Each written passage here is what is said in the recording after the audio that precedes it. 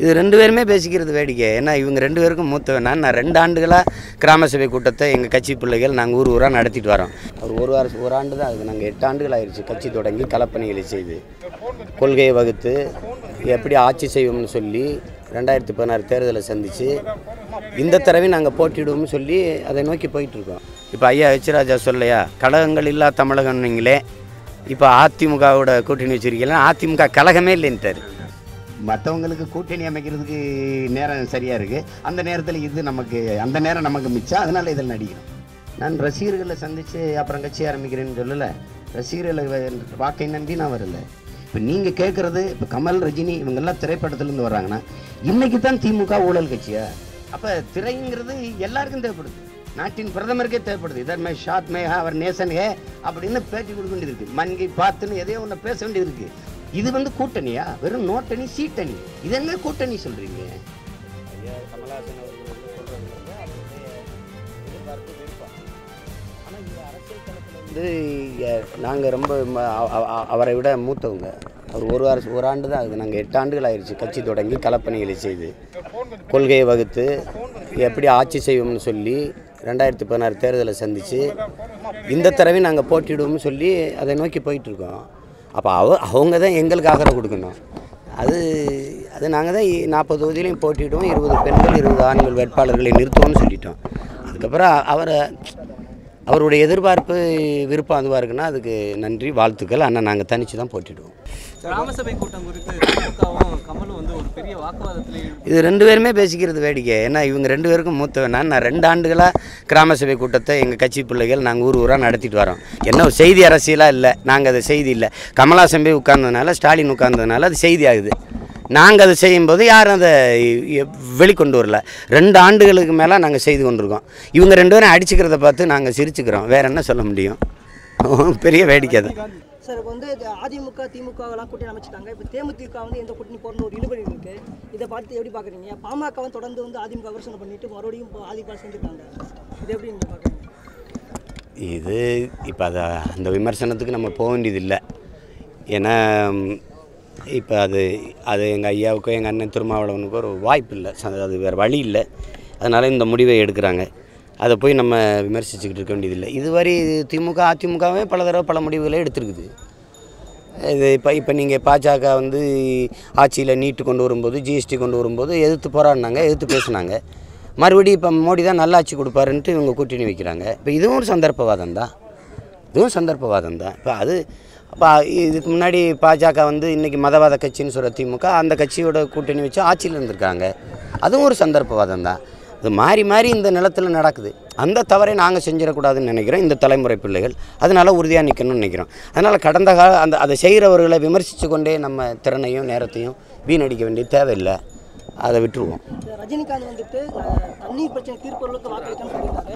ஆனால் இன்னைக்கு நமது என்ன சொல்லியிருக்காங்கன்னா ரஜினிகாந்த் எங்களை தான் சொல்கிறாரு, நாங்கள் தான் காவிரி பிரச்சனை தீர்த்துக்கணும். காவிரி பிரச்சனையை தீர்த்தவங்கள பேசணும்.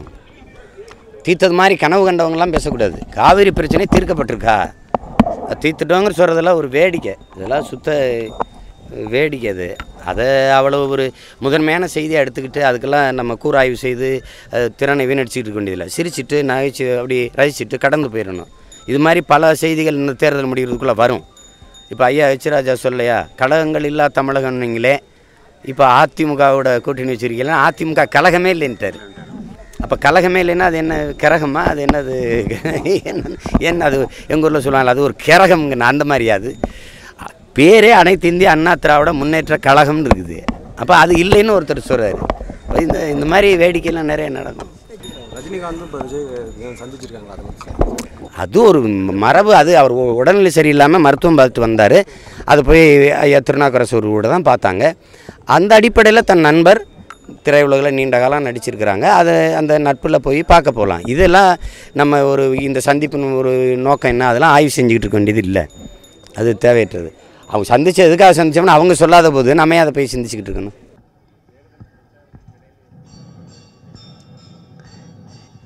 எனக்கு இதுலேயும் 20 நாள் தான், அதுலேயும் 20 நாள் தான். மற்றவங்களுக்கு கூட்டணி அமைக்கிறதுக்கு நேரம் சரியாக இருக்குது, அந்த நேரத்தில் அந்த நேரம் நமக்கு மிச்சம், அதனால் இதில் நடிக்கிறோம். வேறு அது ஒன்றும் இல்லை. அவங்க தம்பி இவங்க பகுதியை எடுத்துக்கிட்டு இருப்பாங்க. நான் இதை முடிச்சுட்டு போய் சேர்ந்துட்டேன். அதில் ஒன்றும் நெருக்கடி இல்லை.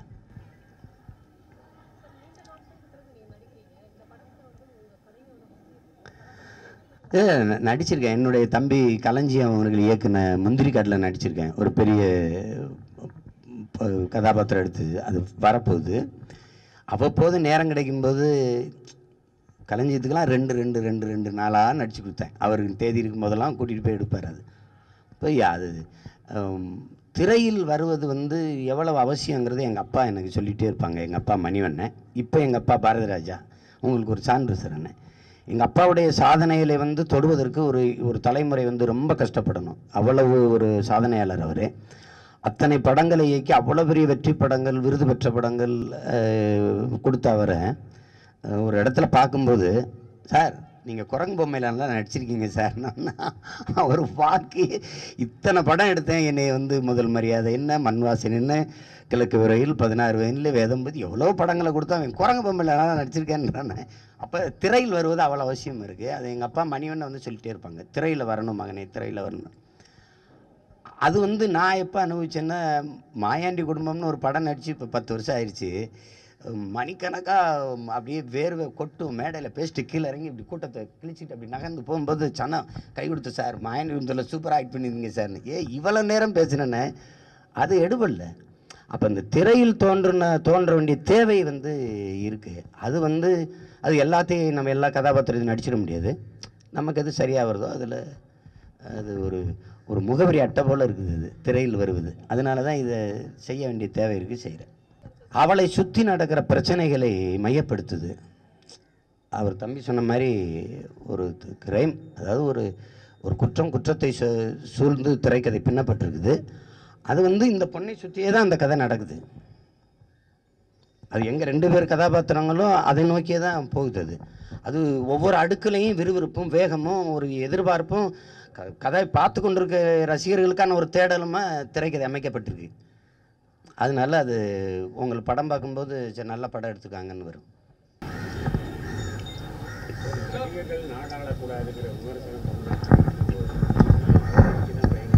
இது நீங்கள் என்னென்னா, நீங்கள் இப்போ எப்படி சொல்கிறீங்கன்னா, சீமான் வந்து திரைப்படத்துறையிலேருந்து வந்தார்னா அவர் ரசிகர்கள் சந்திக்கவே இல்லை. அவர் ரசிகர் மன்றங்களை வச்சுட்டு தொண்டர்களாக்கவே இல்லை. உங்களுக்கு விளங்குதுன்னு நினைக்கிறேன். நான் ரசிகர்களை சந்தித்து அப்புறம் கட்சி ஆரம்பிக்கிறேன்னு சொல்லலை. ரசிகர்களை வாக்கை நம்பி நான் வரலை. என்னுடைய பிறப்பு வேறு, என்னுடைய வளர்ப்பு வேறு, என்னுடைய பாதை வேறு, என்னுடைய பயணம் வேறு. திரை உலகத்தை வந்து நாங்கள் ஒரு வலிமை மிக்க கருவியாக பார்க்குறோம். அப்படி தான் எங்கள் தலைவர் எங்கள் கற்றார். அது ஒரு வெறும் பொழுதுபோக்கு சாதனம் அல்ல. அது பொழுதை ஆக்குகிற வலிமை மிக்க ஒரு மாலை நேர கல்லூரியாக தான் நீங்கள் பார்க்கணும். பேச்சும் திரைக்கலையும் இராணுவத்தின் வலிமை மிக்க 2 படைப்பிரிவுகள்னு எங்கள் தலைவர் பிரபாகரன் வந்து எனக்கு சொல்லியிருக்கார் தனிப்பட்ட முறையில். அப்போ அதனால ஒன்றை செய்ய ஒன்றையோ நீ விட்டுறக்கூடாதுன்னு இருக்கார். இது வந்து ஒரு வலிமை மிக்க கருவி. இதை நீங்கள் என்னவா பயன்படுத்துகிறீங்க? திரைக்கலை வந்து ஒரு தீக்குச்சி. அதை தீபமேற்றவும் விளக்கேற்றவும் பயன்படுத்தலாம், வீட்டை கொளுத்தவும் பயன்படுத்தலாம். நீங்கள் என்னவா ஆக்க போகிறீங்கிறதான். இப்போ நீங்கள் கேட்குறது, இப்போ கமல், ரஜினி இவங்கெல்லாம் திரைப்படத்துலேருந்து வர்றாங்கன்னா, இன்றைக்கி தான் திமுக ஊழல் கட்சியா? இன்றைக்கி தான் திமுக ஊழல் கட்சியா? இவ்வளோ நாளில் என்ன பண்ணிட்டு இருந்தீங்க? இந்த கேள்வி விழுது.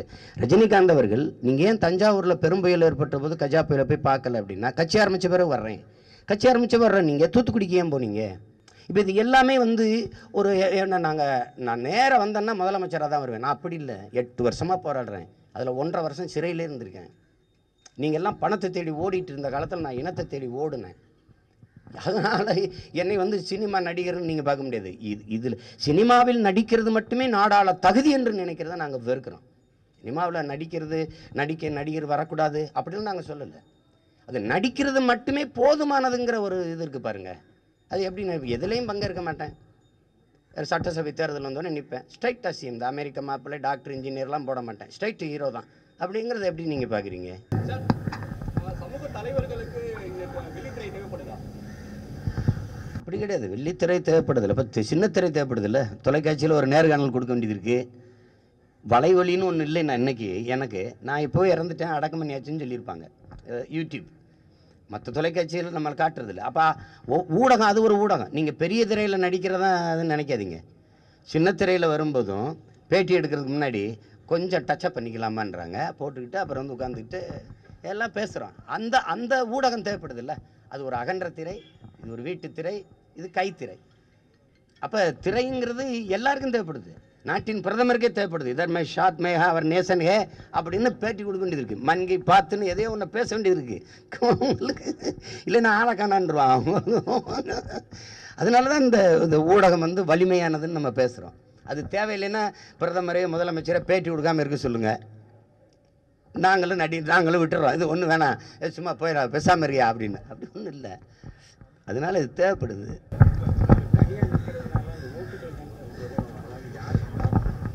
எனக்கு லாபம், என் மக்களுக்கு லாபம். நீங்கள் ஏன் லாபத்தை பற்றி பேசுகிறீங்க? யாருக்கு லாபம்? இப்போ இருக்கிறவங்க, இப்போ நான் தனியாக நிற்கிறனால நட்டம் யாருக்கு சொல்லுங்கள்? நட்டம் யாருக்கு? யாருக்கு நட்டம்? இவங்களுக்கு நட்டம் ஏற்பட்டால் உங்களுக்கு என்ன? யார் தான் மக்களுக்கு நம்பிக்கையானவர் சொல்லுங்கள்? நான் இல்லை, யார் நிற்பா? யாராவது ஒருத்தரை சொல்லுங்கள். நான் இல்லை, யார் நிற்பா? இது வந்து கூட்டணியா? வெறும் நோட்டணி, சீட்டணி. இது என்ன கூட்டணி சொல்கிறீங்க? அப்புறம் நீங்கள் என்னையாவது விடுங்க, என்னையாவது விட்டு தொலைங்க, நானாவது நின்றுட்டு போகிறேன். ஏதோ இந்த ஊர் காவல் தெய்வமாக முனியப்ப சாமி நிற்கிற மாதிரி நான் ஒரு சாமி நின்றுட்டு போகிறேன்னு, கற்பனை சாமி, ஒரு ஐயனார். விடுங்க, நம்பிக்கை இருக்கிறேன், வாக்கு தரட்டும், இல்லைன்னா போட்டும், என்ன இருக்குது பாருங்க. இந்த நாடே நாடு இல்லை, சந்தைன்னு பேச போகிறோம். இது ஒரு நாடா சொல்லுங்கள்? இந்தியா ஒரு நாடா, மக்களுக்கான தேசமா, பெரும் முதலாளிகள், உள்நாட்டு வெளிநாட்டு முதலாளிகளுக்கான சந்தையா? ஒரு முடிவு எடுப்போம். யார் இதுக்கு யார் பேச வருவா? நாட்டின் பாதுகாப்பு தளவாடங்கள், நாட்டின் பாதுகாப்பு இராணுவ தளவாடங்கள் உற்பத்தியில் 100 விழுக்காடு அந்நிய முதலீடு. 30-40 கிடையாது, 100 விழுக்காடு வந்தாச்சுன்னா என்ன ரகசியம் இருக்கும்? இன்னும் ஒரு முதலாளி உன் நாட்டில் தயாரித்து உனக்கும் ஆயுதம் கொடுப்பான், அமெரிக்காவுக்கும் கொடுப்பான், ஆஸ்திரேலியாவுக்கும் கொடுப்பான், ஃப்ரான்ஸுக்கும் கொடுப்பான், பாகிஸ்தானுக்கும் கொடுப்பான். அதாவது கூறுகட்டி விற்கிற மகராசன் கிடையாது உனக்கெல்லாம் கிடையாது அப்படி சொல்லுவானா? காசேவன் அதையும் கொடுக்குறானா அவனுக்கு கொடுப்பான். அப்போ எல்லா நாடும் மேடினாக இருக்குது. Made in Japan, made in Russia, made in America, made in China இருக்குது. என் நாடு மேக் இன் இந்தியாவாக இருக்குது. ஏன் என் நாடு மேடினா இல்லை? இது என்ன பொருளாதார கொள்கை? இதுதான் வாடகை தாய்முறைங்கிறோம் நாங்கள். வயிறு என்னது, சுமக்கிறது என்னது, பெற்று போடுவேன் புள்ள என்னதில் வேற ஒருத்தர் எடுத்துகிட்டு போயிடுவேன். இதான் மேக் இன் இந்தியா. ஒரு பேனாவில் வந்து மேட் இன் ஜப்பான் இருக்குது. என் நாடு என்ன போட்டிருக்கு? பிளேட்டுக்கு தெரியாது மேட் இன் இந்தியான்னு போட்டிருக்க. அப்போது இதுதான் சந்தை. சந்தையில் வாழ்க்கை நடக்குமா, வர்த்தகம் நடக்குமா? வெளிப்படையாக பேசுவோம். வர்த்தகம் நடக்கும். வியாபாரம் முடிஞ்சோன்னா கூடாரத்தை கழுவி நிட்டு முதலாளி போயிடுவான், சந்தை வெறிச்சோடி கிடக்கும். அப்படி என் நாடு ஒரு நாள் போயிடும்.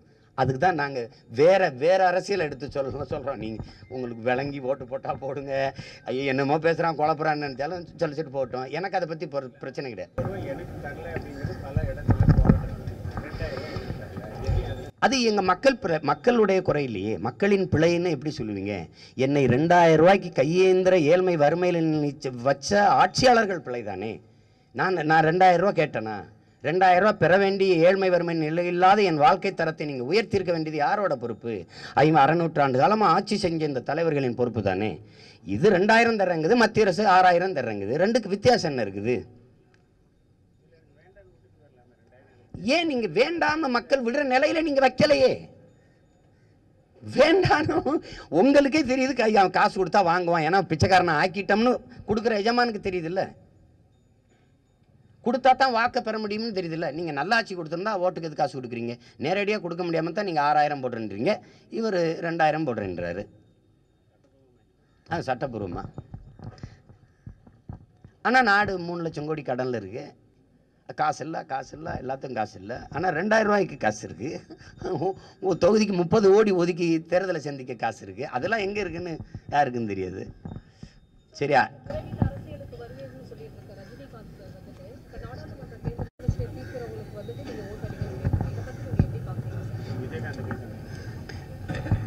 விஜயகாந்தா அது விசாரிப்பாங்க, அது தார்மீக, அது ஒரு மரபு.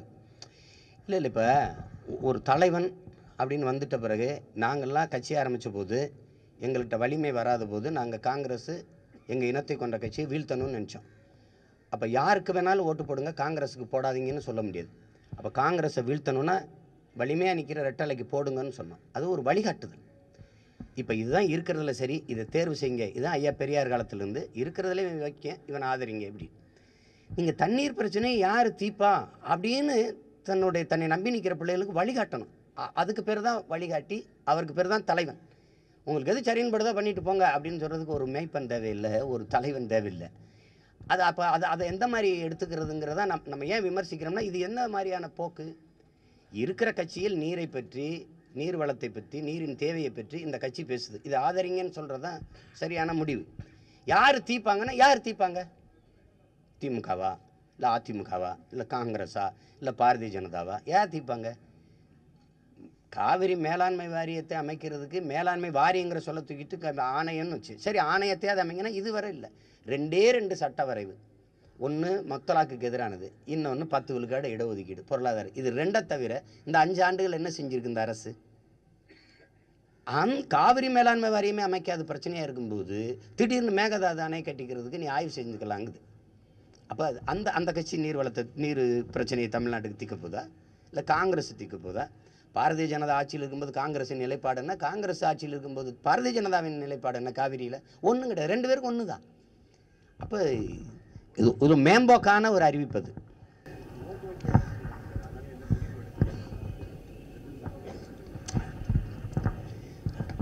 அதாவது ஒன்று, நீங்கள் காந்தி பக்கம் நிற்கணும், இல்லை வெள்ளைக்காரன் பக்கம் நிற்கணும். ஒன்று அடிமைப்பட்டு கிடக்கிறான், ஒன்று விடுதலைக்கு போராடுற காந்தி பக்கம் நிற்கணும், இல்லை அடிமைப்படுத்தி ஆண்டுகிட்டு இருக்க வெள்ளைக்காரன் பக்கம் நிற்கணும். நடுநிலை வைக்கிறேன், பாதுகாப்பாக வாழ்கிறேன், அப்படி நின்றுக்கிறேன்லாம் இதெல்லாம் அப்படிலாம் ஒரு நிலைப்பாடே கிடையாது. அது அந்த மாதிரி ஒன்றும் கிடையாது. ரொம்ப பச்சையாக வெளிப்படையாக தெரியுது. இதுவரை பிஜேபியை திட்டிக் கொண்டிருந்த, இதுவரை பிஜேபியை கேவலமாக பேசி கொண்டிருந்த அந்த கட்சியும் கட்சி தலைவருடைய மகனும் இன்றைக்கு வெளிப்படையாக பிஜேபி நல்ல கட்சி என்றும் சில முக்கியமான விஷயங்களுக்காக நாங்கள் கூட்டணி வைத்திருக்கோம் என்று பேசுவது என்பது ரொம்ப அபத்தமான, ரொம்ப மோசமான,